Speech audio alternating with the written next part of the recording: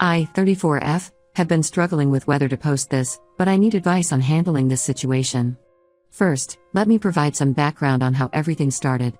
I met Harold, 33M, at a networking event 3 years ago through my college friend Lisa who worked with him. Harold caught my attention immediately, not just because he was handsome, but because of how respectfully he treated everyone around him. He made sure every woman in our group got home safely that night and even called each of us the next day to check if we were okay. We started dating soon after. Harold was everything I wanted in a partner: caring, ambitious, and seemingly protective of women. He worked as a project manager at a large construction firm where Norman, 72M, was his direct boss. Harold always spoke highly of Norman, describing him as a father figure who guided his career. Norman had apparently taken Harold under his wing when no one else would give him a chance, and helped him climb from junior supervisor to project manager in just 5 years. I first met Norman at a company Christmas party 6 months into dating Harold. He seemed charming in that old school way, always holding doors open, pulling out chairs for ladies, and making sure everyone's glasses were full. His wife Martha was equally lovely. She brought me homemade cookies the first time I visited their house and always made me feel welcome. They had been married for 40 years and everyone saw them as the perfect couple. Harold proposed after 2 years of dating, and we had a beautiful wedding last summer. Norman gave a touching speech about how Harold was like the son he never had. Looking back, there were some red flags during the wedding that I ignored. My cousin Emma, 25F, told me Norman kept following her around and making comments about her dress. My bridesmaid Sarah mentioned he tried to get her number, saying he could help her career. I brushed these off thinking he was just being friendly after having too much champagne. A month after our honeymoon, Norman invited us to spend the weekend at his beach house. Harold was ecstatic because apparently Norman rarely invited employees to his private residence. The invitation felt like we were being welcomed into their family. The beach house was gorgeous, right on the water with a private pool and stunning views. The first day went perfectly. Martha made her famous lasagna, we went swimming, and spent the evening playing board games. Norman was the perfect host, sharing funny stories about Harold's early days at work. I started feeling guilty about ever doubting his intentions based on the wedding incidents. Everything changed on the second evening. Norman announced he had made dinner reservations at an upscale restaurant to celebrate with some of their close friends. I wore a knee-length black dress with long sleeves that had a small teardrop cut out near the collarbone. It was one of my favorite dresses, elegant but not revealing at all. Martha even complimented me on my choice, saying it was perfect for the restaurant. At the restaurant, I somehow ended up sitting directly across from Norman. Throughout dinner, I kept catching him staring at my chest area. At first, I tried ignoring it, thinking maybe I was being paranoid. But then he started making comments like how he had the best view at the table and kept trying to catch my eye. I felt increasingly uncomfortable but didn't want to create a scene at this fancy restaurant with his friends. The air conditioning was strong, so I tried putting on my jacket. Norman loudly said, "Don't hide the view from me, darling." His wife Martha seemed embarrassed and told him to behave, but Harold just sat there silently, focusing on his food. As the night progressed and more wine was served, Norman's comments became more frequent and inappropriate. He kept finding excuses to brush against me when walking past, and once even put his hand on my lower back while pretending to squeeze past my chair. The worst part came during goodbyes. Norman insisted on hugging everyone, but when he got to me, his hands wandered much lower than appropriate and he tried pulling me closer. I immediately stepped away and stayed glued to Harold's side for the rest of the night. In the car ride back, I was shaking with anger and humiliation. When we got to our room, I told Harold how uncomfortable Norman's behavior made me feel. To my shock, Harold defended him, saying Norman was just being friendly and that's how he is with everyone. When I brought up the inappropriate touching, Harold suggested maybe I had too much wine and was misinterpreting things. We had our first major fight as a married couple that night. The next morning, we left early using work as an excuse. Martha called me later that week to apologize for Norman's behavior. She revealed that Norman had a history of being inappropriate with younger women, but everyone ignored it because of his position and age. She had tried talking to him about it multiple times, but he always dismissed her concerns. She warned me to be careful around him but begged me not to tell Harold about our conversation as it would create problems between him and Norman. Over the next few months, I avoided any gatherings where Norman would be present. Harold seemed to understand initially and declined several invitations from Norman. However, last week Harold casually mentioned that Norman was having a big birthday celebration at his beach house and he wanted to attend. When I reminded him why I wasn't comfortable with Norman, Harold got defensive and said I was being controlling. He claimed Norman was just trying to compliment me that night and I was overreacting. He even brought up that Norman was his mentor and friend long before he met me. We had another massive fight where I told Harold how violated and unsupported I felt when he didn't stand up for me. Harold eventually apologized and said he wouldn't go to the party. But yesterday I discovered he had already RSVP'd yes for both of us weeks ago. When confronted, he said he thought I would change my mind by then. The most frustrating part is Harold's double standards. Just last month, when a male colleague called me busty at work, Harold was ready to confront him immediately. He said no man should talk about his wife's body like that. But apparently when his 70-year-old friend does much worse, it's perfectly acceptable, and I'm just being sensitive. I don't know how to make Harold understand that maintaining a friendship with someone who sexually harassed his wife is not okay. I'm considering staying with my sister for a few days to clear my head. Any advice would be appreciated. Update 1: I want to thank everyone for their supportive comments and suggestions on my last post. The situation has taken several unexpected turns that I need to share. Despite our agreement and his promise that he wouldn't attend, Harold went to Norman's birthday party last weekend. He didn't tell me directly, instead, he made up a story about going fishing with his work friends. I would have never known if my sister hadn't seen photos of the party on Facebook and sent them to me. The photos themselves were infuriating enough. Harold was laughing and socializing with Norman like nothing was wrong. But what really got to me were the pictures of young women at the party, most likely employees' wives and girlfriends, who looked visibly uncomfortable around Norman. One particular photo showed a woman in her 20s trying to step away while Norman had his arm around her waist. Another showed Norman showing something on his phone to Harold, both of them laughing while looking at the screen. When Harold came home that evening smelling of expensive whiskey, Norman's favorite, I confronted him with the photos. Instead of showing any remorse for lying, he immediately got defensive and angry. He accused me of spying on him and said I had no right to monitor his activities through other people. According to him, he only lied because I was being unreasonable about his friendship with Norman, and he needed to maintain good relations for his career.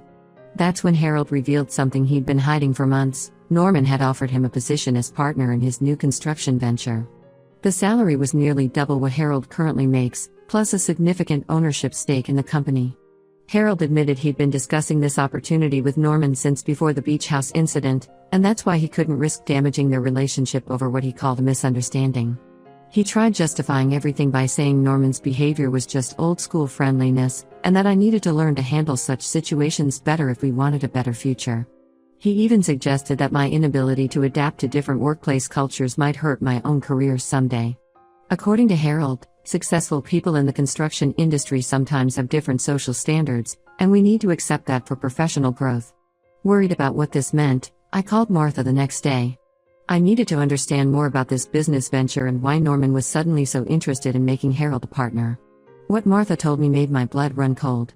Apparently, this wasn't the first time Norman had made such offers to young employees with attractive wives or girlfriends. She revealed that 3 couples had moved away from the city in the past 5 years after similar experiences. According to Martha, Norman would first identify ambitious young men with attractive partners. He would mentor them, gain their trust, and then offer them lucrative business opportunities. Once they were financially dependent on him, his behavior toward their wives would escalate. Martha sounded exhausted and defeated as she shared this information. She warned me to be very careful and said she wished she had spoken up years ago. When I tried sharing this information with Harold, he completely dismissed it. He accused me of conspiring with Martha to sabotage his career opportunities out of personal jealousy. He claimed Martha was just bitter because Norman spent more time at work than with her, and that she'd been trying to cause problems in Norman's professional relationships for years. Our argument reached new heights when Harold casually mentioned that Norman and Martha wanted to host a dinner at their house to discuss the business proposal in detail. He had already accepted without consulting me and expected me to attend and be civil because this was about our future. When I refused to go, Harold implied that my unwillingness to tolerate minor discomfort for his career growth showed I wasn't truly committed to our marriage or our future. That comment was the final straw for me. I packed enough clothes for a week and drove to my sister's house. Harold has been alternating between flooding my phone with apologetic messages and sending angry texts about how I'm overreacting and ruining his big chance. His messages range from "I love you, please come home" to "you're being selfish and childish about this whole thing." Yesterday, things escalated further when Norman showed up at my workplace unannounced. He told the receptionist he was my father-in-law and needed to speak to me urgently about a family emergency. Thankfully, I had already warned security about the possibility of him showing up, and they didn't let him enter.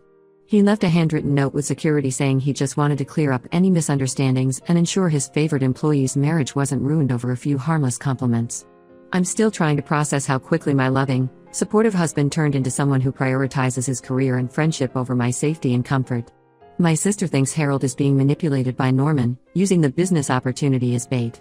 But I'm starting to wonder if this is who Harold always was, and I just never noticed because Norman's influence was more subtle before. I've blocked Norman's number and am considering legal options about his workplace visit. Some of our mutual friends are saying I'm overreacting and potentially ruining Harold's career over a few inappropriate comments from an old man.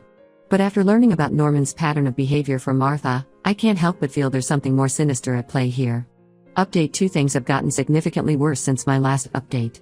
After staying at my sister's for 2 weeks, Harold showed up at her doorstep crying. He broke down completely, admitting he had been wrong to prioritize Norman over me. He swore he would decline the business offer and cut all contact with Norman if I came back home. He looked genuinely devastated and kept saying he couldn't lose me over this. I missed him terribly and wanted to believe him. My sister was skeptical, but I decided to give our marriage another chance. I moved back home, and for about a week, everything seemed perfect. Harold was attentive, caring, and didn't mention Norman at all. He even changed his phone number to avoid Norman's calls. However, my world came crashing down again when I discovered something disturbing on Harold's laptop. I was using it to check my email, with his permission, when a chat notification from Norman popped up. Curiosity got the better of me, and I clicked on it. What I found made me physically sick. There were months of chat history between Harold and Norman. The most disturbing part was that Norman had been sending photos of me taken at his beach house without my knowledge. There were pictures of me in my swimsuit by the pool, some taken through windows when I was changing, and even some from angles that suggested hidden cameras in private areas. But what hurt more than the invasion of privacy was Harold's responses to these photos. Instead of being outraged or defending me, Harold had responded with laughing emojis and comments suggesting I should feel flattered by Norman's attention. In some conversations, they even discussed my body in detail. The chat history showed this had been going on since our first visit to the beach house. When I confronted Harold with the chat logs, he first tried denying knowledge of the photos. When I showed him proof of his responses, he switched to justifying it. He claimed it was just guys being guys and that sharing photos in group chats was normal. He genuinely couldn't understand why I was making such a big deal about it. I immediately called Martha to warn her about the hidden cameras. Her response shocked me even more. She wasn't surprised at all and confessed that she had discovered similar photos of other women on Norman's computer years ago. She had chosen to stay silent to protect Norman's reputation and their social standing in the community. She also revealed that Harold had been visiting their house regularly for private meetings with Norman, even during the 2 weeks I was staying at my sister's. The conversation with Martha revealed more disturbing information. She told me this wasn't Norman's first time doing this. He had done the same thing with previous employees and their wives. 2 women had filed complaints years ago, but Norman paid them substantial amounts to keep quiet. The worst part was learning that Harold knew about these incidents before he even introduced me to Norman. I confronted Harold about knowing Norman's history of harassment. After hours of arguing, he finally admitted that he knew but didn't think Norman would do the same with me. Then came another bombshell. Harold had already accepted Norman's business offer and signed the partnership papers the previous week. According to him, this was a once-in-a-lifetime opportunity that could set us up for life. When I told him I was leaving, Harold's entire demeanor changed. He said I was being dramatic about a few harmless photos and that I should be grateful for Norman's interest in our success. He even suggested that many women would be flattered by such attention from a powerful businessman. I'm currently staying at a hotel and have contacted a lawyer about the photos. Harold keeps switching between begging me to come back and accusing me of trying to ruin his career over nothing. He's convinced that once I calm down, I'll realize I'm overreacting to what he calls harmless male behavior. My sister wants me to file for divorce immediately, but I'm still in shock that the man I married could betray my trust like this. Some of our friends are suggesting marriage counseling, but I don't see how I can ever trust Harold again knowing he willingly exposed me to this kind of violation. Update 3: Many people have been messaging me asking for an update, so I wanted to share how everything concluded. After discovering the hidden camera photos, I filed for divorce immediately. Harold spent weeks trying to change my mind, showing up at my hotel and my sister's house with grand promises. He claimed he would quit the partnership with Norman, move to a different city, and even offered to buy me my dream house. But I couldn't get past his betrayal. What cemented my decision was new information from Martha. She found old text messages between Harold and Norman from before our first beach house visit. In these messages, Norman explicitly told Harold about his hidden camera setup, presenting it as a perk of their friendship. He even joked about getting good angles of employees' wives. Harold had responded enthusiastically, saying he couldn't wait for our visit. The divorce proceedings revealed even more disturbing patterns. Norman had a well-established system of grooming young employees by offering them business partnerships. The catch was that he expected unrestricted access to their personal lives, especially their wives. 2 previous partners had quietly sold their shares and moved away after similar incidents, but they were bound by strict NDAs as part of their exit agreements. Harold's true colors really showed during the divorce. He tried to paint me as mentally unstable and money-hungry, claiming I was targeting Norman for financial gain. He told everyone I had seduced Norman and was now trying to extort him. But the evidence was too strong. The photos, messages, and Martha's testimony helped me get a restraining order against both Harold and Norman. The most painful part wasn't losing Harold or the marriage, it was realizing that the man I thought would protect me had willingly served me up for harassment to advance his career. He knew about the cameras before taking me to that house. He read Norman's messages about me and laughed. He watched me struggle with anxiety after the dinner incident while secretly encouraging Norman's behavior. Martha finally found the courage to leave Norman after 40 years of marriage. She's now helping me build a case against him, reaching out to other women he harassed. Several former employees' wives have come forward with similar stories, though some are still afraid to speak publicly due to their husbands' careers. Harold is still working with Norman. I heard they're planning to expand the business to other cities. Some mutual friends have sided with Harold, saying I'm vindictive and destroyed a good man's life over some harmless photos. Others have completely cut ties with both Harold and Norman after learning the truth. I moved to a different city for a fresh start. The legal proceedings are ongoing, but I'm focusing on rebuilding my life. The hardest lesson from all this was realizing that someone who truly loves you would never knowingly put you in harm's way, let alone participate in your harassment for personal gain. To those who might recognize this story, yes, Harold and Norman are still running their successful construction business. They're probably still pulling the same tricks with new employees and their wives. But at least now their true nature is exposed, and other women can make informed choices about letting their husbands work there. I won't be posting any more updates. I want to thank everyone who supported me through this nightmare. And to the women who privately messaged me with similar experiences, I believe you, and I hope you find the strength to stand up for yourselves too.